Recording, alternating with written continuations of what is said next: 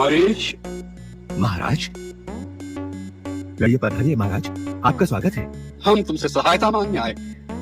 तुम बड़ी बड़ी मायावी विद्याओं के ज्ञाता हो। तुम बल और छल दोनों के प्रयोग करने में कुशल हो। छल कपट का त्याग करके मैंने संन्यास ले लिया है। मारीच, राजा जब प्रार्थना करता है उसका अर्थ है वो आज्ञा दे रहा है। उसकी प्रार्थना स्वीकार न करने का अर्थ है राजा की अवज्ञा, और रावण की अवज्ञा का परिणाम तुम जानते ही होगे। कहिए, आपकी चिंता का कारण क्या है? मारीच, एक मानव ने हमारी छावनी को विध्वंस कर डाला है। खर और दूषण को मार डाला है। एक मानव ने?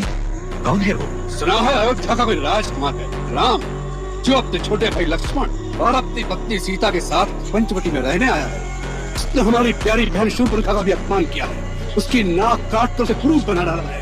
हमने मन में ठान लिया है, उसने हमारी बहन का रूप बिगाड़ा है। हम उसकी रूपवती स्त्री को उसे छीन लेंगे, हमारी रानी बनाएंगे, हम सीता का अपहरण करेंगे। इसलिए हमें तुम्हारी सहायता की आवश्यकता है। मेरी सहायता? तुम अपनी माया से एक अद्भुत स्वर्ण मृग का रूप धरेंगे, जैसा कभी किसी ने देखा न हो। तुम्हें देखकर राम और लक्ष्मण भी शिकार के लिए भागेंगे। यदि वो नहीं निकले तो सीता उन्हें अवश्य तुम्हारे शिकार के लिए भेजेगी। उस समय मैं उसे कुटिया में से उठा लाऊंगा।